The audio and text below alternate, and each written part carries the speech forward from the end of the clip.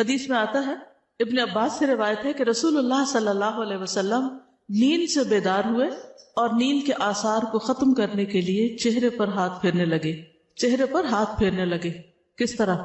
جیسے بچے کرتے ہیں نا، مٹھیاں بند کر کے اور آنکھوں کے اوپر ہاتھ پھیرنا. اور پھر اسی طرح اگر انسان یہ سمجھتا ہے کہ اس کا جسم اکڑا ہوا ہے یا کسی اور جگہ پر اس کو خود اپنے آپ کو دبانے کی ضرورت ہے، تو اپنی طبیعت کے مطابق آپ خود کو جگانے کے لیے کوئی بھی طریقہ اختیار کر سکتے ہیں. بعض لوگ اکوپریشر کے ساتھ اپنی ٹریٹمنٹ خود کرتے رہتے ہیں.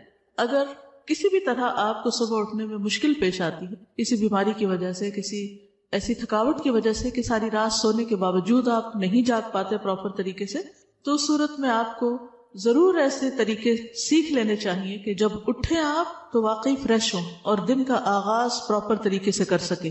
کیونکہ جس چیز کا آغاز اچھا نہ ہو اس کا انجام کیا اچھا ہوگا. تو اس میں ہمیں بہت کانشیسلی اور بہت توجہ کے ساتھ اپنی اصلاح کے طریقے سوچنے ہیں کہ ہم جب اٹھیں تو ایک تو سنت کے مطابق عمل کریں، اور اس کے علاوہ اگر ہمیں کسی بھی طرح سے ضرورت ہے اپنے علاج کی تو اس پر بھی توجہ دیں. سو کر اٹھنے کے بعد ہاتھ وغیرہ دھو لینے چاہیے. رسول اللہ صلی اللہ علیہ وسلم نے فرمایا جب تم میں سے کوئی نیند سے بیدار ہوا تو اپنے ہاتھ کو وضو کے پانی میں ڈالنے سے پہلے دھو لے، اس لیے کہ تم میں سے کوئی یہ نہیں جانتا کہ رات کو اس کا ہاتھ کہاں تھا. ابھی تو ٹیپ وغیرہ ہوتی ہے نا، تو ٹیپ کو تو آپ ویسے ہی کھول لیتے ہیں، لیکن جب باقاعدہ کوئی ایسے لوٹے وغیرہ یا ایسی چیزیں نہیں ہوتی تھی، وضو کے لیے پانی لب بھر کے، یعنی اب تو ہے نا کہ مگ وغیرہ ہوتے ہیں اس کے ذریعے لوگ پانی نکال لیتے ہیں، لیکن پہلے زمانے میں اور آج بھی بہت سی جگہوں پر ایسے حالات ہیں کہ لوگ ہاتھوں سے ہی پانی لیتے ہیں، تو گندے ہاتھ کو پانی میں نہیں ڈالنا چاہیے. پھر اسی طرح ایک اور حدیث میں آتا ہے، حذیفہ رضی اللہ عنہ سے روایت ہے کہ نبی صلی اللہ علیہ وسلم جب رات کو نیند سے بیدار ہوتے تو اپنا منہ مسواک سے صاف کرتے. نبی صلی اللہ علیہ وسلم نے فرمایا جب تم میں سے کوئی نیند سے بیدار ہو اور وضو کرے تو 3 مرتبہ ناک میں پانی ڈال کر جھاڑے، کیونکہ شیطان اس کی ناک کے بانسے میں رات گزارتا ہے. ٹھیک ہے، بیسیکلی یہ ساری چیزیں وضو میں شامل ہیں. یعنی سب سے پہلے ہاتھ دھونا، پھر اس کے بعد کلی وغیرہ کرنا، ناک صاف کرنا، منہ دھونا. رسول اللہ صلی اللہ علیہ وسلم نے فرمایا جب آدمی رات کو سو جاتا ہے تو شیطان اس کی گدی پر 3 گرہیں لگا دیتا ہے. ہر گرہ پر یہ پھونک دیتا ہے کہ ابھی تو بہت رات ہے، سو جاؤ. پھر اگر آدمی بیدار ہو گیا اور اللہ کا ذکر کیا تو ایک گرہ کھل جاتی ہے. اگر اس نے وضو کر لیا تو دوسری گرہ کھل جاتی ہے. اس کے بعد اگر اس نے نماز پڑھ لی تو تیسری گرہ بھی کھل جاتی ہے، اور وہ صبح کو تازہ دم اور خوش مزاج ہو کر اٹھتا ہے. ورنہ تمام دن بد دل اور سست جسم رہتا ہے. یعنی اگر آپ اٹھتے ہیں اور وضو نہیں کرتے، نماز نہیں پڑھتے، تو آپ کی کیفیت اس طرح نہیں ہوتی جو ایک پراپر طریقے سے وضو اور نماز پڑھنے والے کی ہوتی. اب اگر آپ پیریڈز کی حالت میں ہیں اور آپ کو وضو نہیں کرنا، نماز نہیں پڑھنی، تو آپ اپنے اوپر سے اسے خاص قسم کے ڈپریشن کی کیفیت یا سستی یا بیزاری کی کیفیت کو کیسے دور کر سکتے ہیں؟ کیا کرنا چاہیے آپ کو؟ جی ہاں، ان ڈیز میں وضو کرنا منع نہیں ہے، یعنی نماز پڑھنے کی تو اجازت نہیں، لیکن وضو کرنا منع نہیں ہے.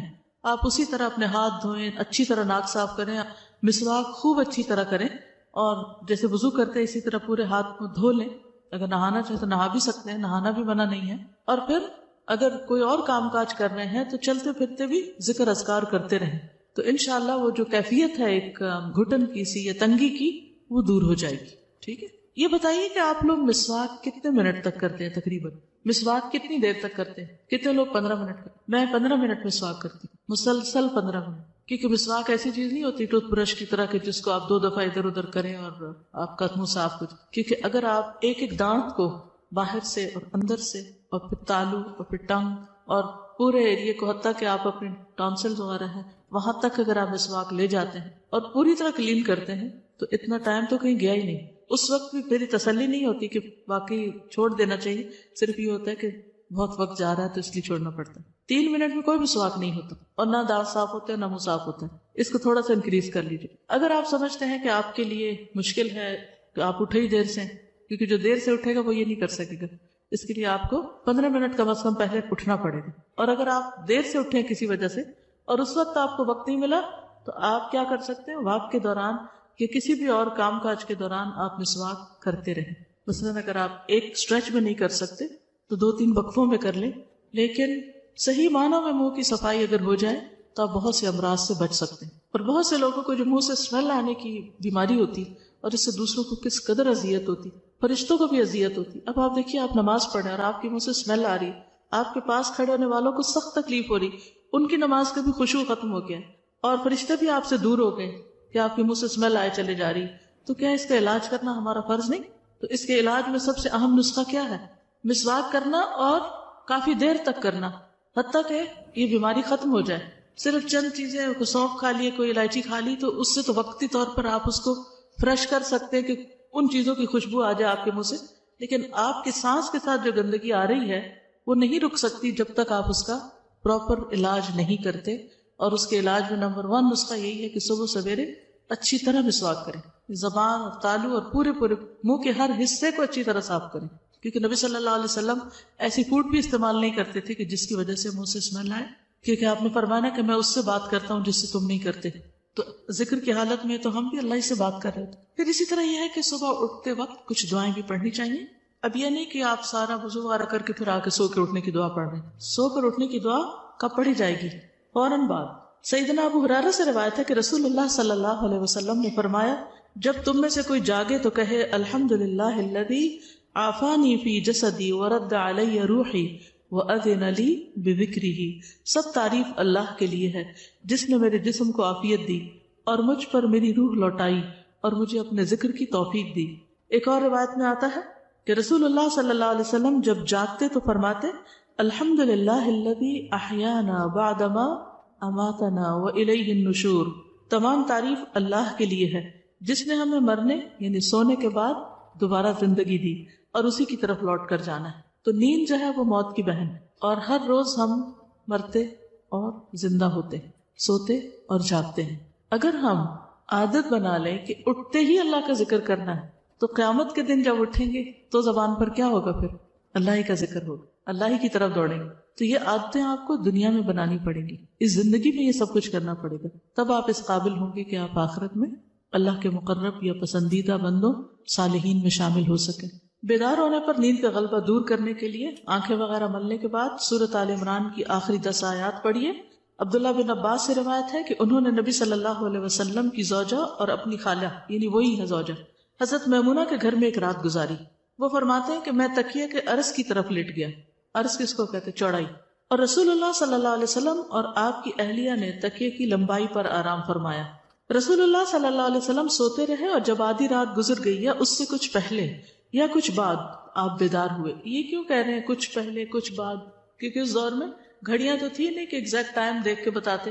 تو آپ نے اپنے ہاتھوں سے نیند کو دور کرنے کے لیے آنکھیں ملی، پھر آپ نے سورۃ آل عمران کی آخری 10 آیتیں تلاوت فرمائیں. کہاں سے شروع ہوتی؟ ان فی خلق السماوات والارض واختلاف اللیل والنہار لآیات لأولی الالباب آخر تک. اسی طرح سو کر اٹھنے پر معوذتین بھی پڑھی جائیں گی. عقبہ بن عامر سے مروی ہے کہ نبی صلی اللہ علیہ وسلم نے ان سے فرمایا کیا میں تمہیں ایسی 2 صورتیں نہ سکھا دوں جو ان تمام صورتوں سے بہتر ہوں جنہیں لوگ پڑھتے ہیں؟ میں نے عرض کیا کیوں نہیں یا رسول اللہ؟ چنانچہ نبی صلی اللہ علیہ وسلم نے مجھے سورۃ الفلق اور سورۃ الناس پڑھائیں. پھر نماز کھڑی ہوئی، نبی صلی اللہ علیہ وسلم آگے بڑھ گئے اور نماز میں یہی دونوں صورتیں پڑھی. پھر میرے پاس سے گزرتے ہوئے فرمایا اے عقبہ تم کیا سمجھے؟ یہ دونوں صورتیں سوتے وقت بھی پڑھا کرو اور بیدار ہو کر بھی پڑھا کرو. ٹھیک ہے؟ تو صبح شام کی دعا میں ہم 3 بار ان کو پڑھ لیتے ہیں. ٹھیک ہے؟ تو وہ پڑھنا بھی کافی ہو جاتا ہے اگر آپ اس ترتیب سے پڑھتے ہیں. اٹھنے کا سب سے بہترین وقت کون سا ہے؟ کتنے بجے کا الارم لگاتے ہیں؟ آپ نے کبھی دیکھا بچوں کی کتابیں اس میں 7 بجے کے الارم کی گھڑی بنی ہوتی ہے اور وہ اٹھتے ہی 7 بجے ہیں اور بچپن سے ان کے ذہن میں یہ بات پڑ جاتی ہے کہ شاید اٹھنے کا وقت ہی 7 بجے. تو ہمارے دین میں صبح اٹھنے کا وقت جو ہے وہ اذان سے بھی پہلے کا ہے. اگر آپ اس کی عادت ڈال لیں تو کچھ مشکل نہیں، صرف یہ کہ اٹھنے کا ایک وقت فکس کر لیں. جب وہ ٹائم فکس ہو جاتا ہے تو پھر آپ کی بایولوجیکل کلاک جو ہے وہ آپ کو جگا دیتی ہے، پھر اس کے بعد سونا بوجھل لگنے لگتا ہے. ابو مسلم کہتے ہیں کہ میں نے ابو ذر رضی اللہ عنہ سے پوچھا رات کے کس حصے میں قیام کرنا سب سے افضل ہے؟ ابو ذر نے کہا میں نے بھی رسول اللہ صلی اللہ علیہ وسلم سے یہی سوال کیا تھا جس طرح تم نے مجھ سے سوال کیا. آپ نے فرمایا رات کے پچھلے پہر یا نصف رات میں، لیکن ایسا کرنے والے بہت تھوڑے ہیں. نصف رات کے بعد اٹھنے والے بہت تھوڑے ہیں، اور اس کے بھی آخری حصے میں فجر سے کچھ دیر پہلے ہو جائے تو یہ بھی بہت کم لوگ اٹھتے ہیں، لیکن اٹھنے کا یہ وقت بہت بہترین ہے. اس وقت میں اٹھنے والے کا اجر کیا ہے؟ رسول اللہ صلی اللہ علیہ وسلم نے فرمایا جنت میں ایسے بالا خانے بھی ہیں جن کا اندرونی حصہ باہر سے نظر آتا ہے اور بیرونی حصہ اندر سے نظر آتا ہے. جیسے آپ دیکھیے دیوار کے باہر تو نہیں آپ دیکھ سکتے, کہاں سے دیکھ پا رہے ہیں؟ شیشے سے. ایک دیہاتی نے پوچھا یا رسول اللہ صلی اللہ علیہ وسلم یہ کس کے لیے, یعنی اتنے خوبصورت گھر کس کے ہوں گے؟ فرمایا اس شخص کے لیے جو اچھی بات کرے, کھانا کھلائے, اور جب لوگ رات کو سو رہے ہوں تو صرف اللہ کے لیے نماز ادا کرے. جب لوگ سو رہے ہوں تو صرف اللہ کے لیے نماز ادا کرے. ایسے لوگوں کو وہاں بنے بنائے گھر ملیں گے. دنیا میں اگر کوئی آپ سے یہ کہے کہ آپ رات کے اس حصے میں اٹھ جائیں تو آپ کو اتنا بہترین گھر ملے گا, تو کتنے لوگ ضرور اٹھیں گے؟ سبھی اٹھیں گے, کوئی بھی نہیں سوئے گا. کیوں؟ کیونکہ یقین ہوگا نا ان کو. آخرت کے بارے میں ہمیں شاید یقین نہیں ہے کہ ہم کچھ کریں گے تو اس کا کچھ فائدہ ہے. عموماً ہم کیا دیکھتے ہیں کہ اور بھی تو نہیں کر رہے, دوسرے نہیں کر رہے تو ہمیں کیوں کرنا ہے؟ کیا یہ تینوں کام بہت ہی مشکل ہے؟ اچھی بات کرنا واقعی مشکل ہے مشکل. کیوں؟ کیونکہ سوچ سمجھ کے کرنی پڑتی ہے نا. اچھی بات کرنے کے لیے آپ کا دل, آپ کی سوچ, آپ کے خیالات بہت مثبت ہونے چاہیے. اگر آپ کا دل اچھا نہیں, آپ کی سوچ مثبت نہیں, تو آپ کی بات کبھی بھی اچھی نہیں ہو سکتی. بھلے آپ حدیثیں بھی کوٹ کریں, قرآن کی آیات بھی سنائیں, تو بھی لوگ کیا کرتے ہیں, موقع محل کے بغیر اپنے فائدے میں جو حدیثیں اور آیتیں آتی ہیں وہ دوسروں کو مارتے رہتے ہیں, سناتے نہیں, مارتے رہتے ہیں. کیوں؟ کیونکہ انہوں نے اپنا کوئی مقصد پورا کرنا ہوتا ہے, لہٰذا وہ اس طرح کی کوئی حدیث یا آیت دوسروں کو سنائیں گے. بظاہر دیکھنے میں اچھی بات ہے آیت اور حدیث, لیکن کیا اس کا امپیکٹ بھی وہ آ رہا ہے جس کو آپ کسی ایسے موقع پر آیت سنا رہے ہیں کہ وہ سننے کو تیار نہیں, یا وہ اس کے فائدے میں نہیں, آپ کے اپنے فائدے میں ہے, تو ہو سکتا ہے کہ وہ شخص اور زیادہ دین سے دور ہو جائے. تو آپ نے قرآن سنا کر لوگوں کو اللہ کی محبت اگر نہیں دلائی اور دور کر دیا, تو پھر آپ کے اس سنانے کو اچھی بات کہی جائے گی. اچھی بات کرنا کیوں مشکل ہے, کوئی بتائے گا؟ چلیے اب سوچیے, ذرا غور کیجیے, دن میں کتنی بار آپ اچھی باتیں سنتے ہیں؟ کلاسز وغیرہ کو چھوڑ دیجیے, عام روزمرہ زندگی کی بات ہے, اور لوگوں کے ساتھ معاملہ کرنے کی, گھر والوں کی, آپ کے بہن بھائی آپ سے جو باتیں کرتے ہیں یا آپ ان سے جو بات کرتے ہیں, یا اپنے نیبرز کے ساتھ یا اپنی کلاس فیلوز کے ساتھ انفارمل جو آپ کی باتیں ہوتی ہیں, یا آپ کو جو سننے کو ملتی ہیں دوسروں سے, آپ کچھ بتائیں گے کہ ان میں سے کتنی فیصد باتوں پہ آپ بہت خوش ہوتے ہیں, آپ کا دل خوش ہو جاتا ہے, آپ کی روح سیراب ہو جاتی ہے, اور آپ کے اندر ایک موٹیویشنل لیول بڑھ جاتا ہے. اور کتنی باتیں ایسی ہوتی ہیں کہ آپ کچھ کرنے جا رہے ہوتے ہیں تو صرف کسی کی جلی گٹی بات یا منفی بات آپ کا سارا مورائل ڈاؤن کر دیتی. تو کیا کہیں گے, کتنی باتیں اچھی ملتی ہیں اور کتنی باتیں اچھی نہیں ملتی. غور کیجئے نا, سوچئے.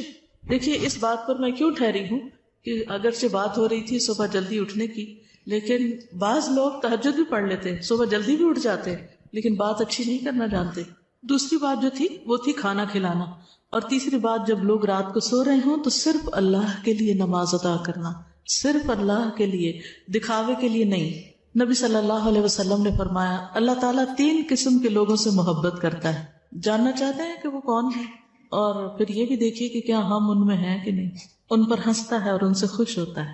ایک وہ آدمی کہ اس کی جماعت فرار ہو گئی, یعنی سارے بھاگ گئے, لیکن وہ ان کے بعد اللہ کے لیے لڑتا رہا, قتل ہو گیا, یا اللہ تعالیٰ نے اس کی مدد کی اور اسے کفایت کی.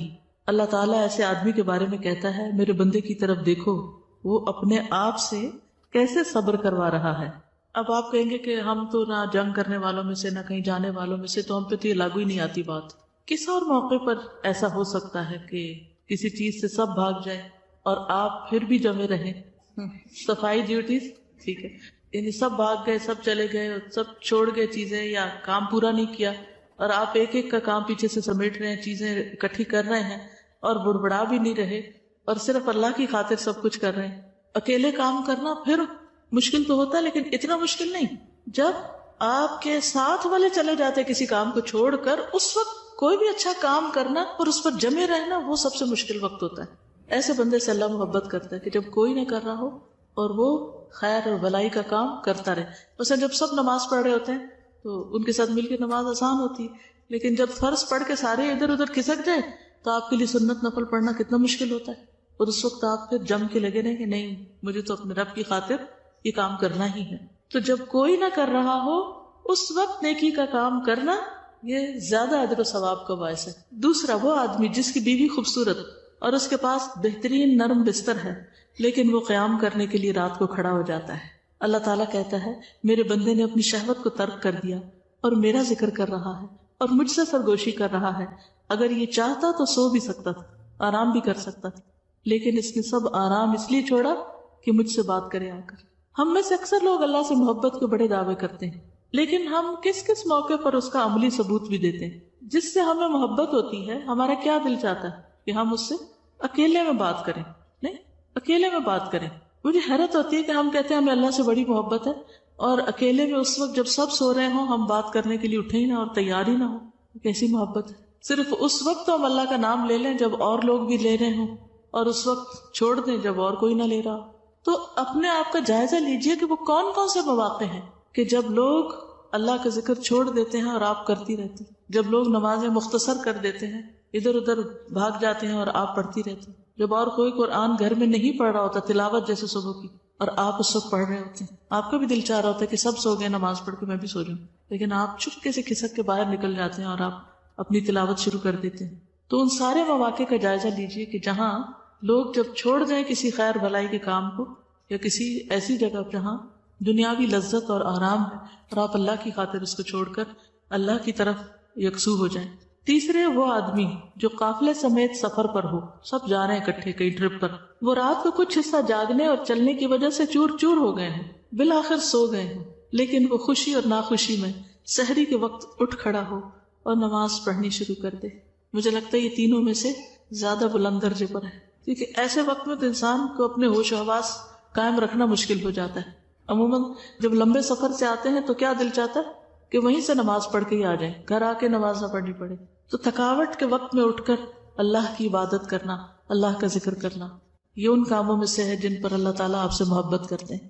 پھر تہجد کا وقت قبولیت کا خاص وقت ہے. سیدنا ابو ہریرہ سے روایت ہے کہ رسول اللہ صلی اللہ علیہ وسلم نے فرمایا، ہمارا مالک اور رب تبارک و تعالی ہر رات کو جس وقت آخری انتہائی رات باقی رہ جاتی آسمان دنیا کی طرف نزول فرماتا ہے اور ارشاد فرماتا ہے، کون ہے جو مجھ سے دعا کرے تو میں اس کی دعا قبول کروں، کون ہے جو مجھ سے مانگے تو میں اس کو عطا کروں، کون ہے جو مجھ سے مغفرت اور بخشش چاہے تو میں اس کو بخش دوں.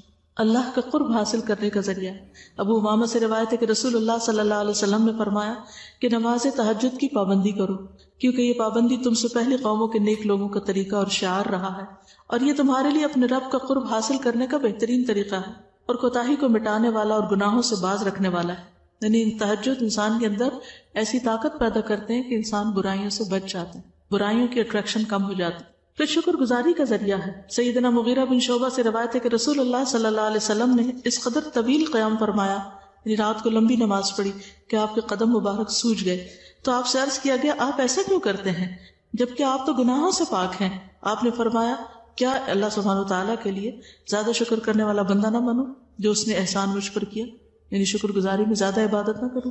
پھر اسی طرح یہ کہ اگر آپ تہجد پڑھ رہے ہو تو اس وقت اگر آپ کو قرآن مجید کا کچھ حصہ زیادہ یاد ہے تو آپ زبانی پڑھ سکتے ہیں، ورنہ مصحف کھول کے بھی پڑھ سکتے ہیں تاکہ طویل قیام ہو، طویل قرات ہو. نبی صلی اللہ علیہ وسلم رات کی نماز میں قرات کبھی بلند آواز سے کرتے اور کبھی آہستہ آواز سے، دونوں طرح کر سکتے ہیں. اور آپ نے دیکھا ہوگا کہ کبھی طبیعت ایسی ہوتی ہے کہ دل چاہتا ہے کہ بلند پڑھا جائے، اور کبھی کبھی صبح اٹھ کے دل چاہتا ہے کہ آہستہ آہستہ ہی ٹھیک ہے. تو دونوں طریقے موجود ہیں. عاصم بن حمید فرماتے ہیں کہ میں نے حضرت عائشہ سے سوال کیا کہ رسول اللہ صلی اللہ علیہ وسلم اپنا قیام اللیل کس چیز سے شروع فرماتے؟ انہوں نے کہا، تم نے مجھ سے وہ بات پوچھی جو پہلے کسی نے نہیں پوچھی. جب نماز کے لیے کھڑے ہوتے تو کہتے اللہ اکبر 10 بار، الحمدللہ 10 بار، سبحان اللہ 10 بار، لا الہ الا اللہ 10 بار، استغفر اللہ 10 بار، اور پھر دعا پڑھتے اللہم اغفر لی واہدنی وارزقنی وعافنی، اور پھر آخر تک قیامت کے دن کی تنگی سے بھی پناہ مانگتے. ایک اور دعا ہے، سیدنا عباس سے مروی ہے کہ رسول اللہ صلی اللہ علیہ وسلم جب رات میں تہجد کے لیے کھڑے ہوتے تو فرماتے اللہم لک الحمد انت قیم السماوات والارض ومن فیہن ولک الحمد لک ملک السماوات والارض ومن فیہن، آخر تک. صحیح بخاری کی روایت ہے، اس کا ہم نے پوسٹر بھی الگ بنا کے رکھا ہوا، جن لوگوں کو زبانی نہ آتی ہو وہ دیکھ کے بھی پڑھ سکتے ہیں. پھر فجر کی سنتوں کے بعد تھوڑی دیر کے لیے دائیں پہلو پہ لیٹنا نبی صلی اللہ علیہ وسلم کا یہ طریقہ تھا. پھر نماز فجر کے بعد رسول اللہ صلی اللہ علیہ وسلم کا عمل یہ تھا کہ جب آپ فجر ادا کر لیتے تو اپنی جگہ پہ بیٹھے رہتے فجر کی نماز کے بعد، یہاں تک کہ سورج اچھی طرح نکل آتا. سیدنا انس سے روایت ہے کہ رسول اللہ صلی اللہ علیہ وسلم نے فرمایا، جس نے فجر کی نماز با جماعت ادا کی پھر سورج نکلنے تک بیٹھا رہا، اللہ کو یاد کرتا رہا، پھر 2 رکعت نماز ادا کی. یہ کون سی نماز ہے؟ اشراق. تو اسے مکمل ایک حج اور ایک عمرے کا ثواب ملے گا. آپ نے تاکید کے لیے لفظ مکمل تامتن 3 بار دہرایا، مکمل حج اور عمرہ، مکمل حج اور عمرہ، مکمل حج اور عمرہ. تو اس سے کیا پتہ چلتا ہے کہ اگر انسان تہجد سے لے کر فجر اور فجر کے بعد اشراق تک کا وقت اللہ کے ذکر کے لیے مخصوص کر لے تو یہ سب سے بہترین طریقہ ہے، نبی صلی اللہ علیہ وسلم کا طریقہ ہے.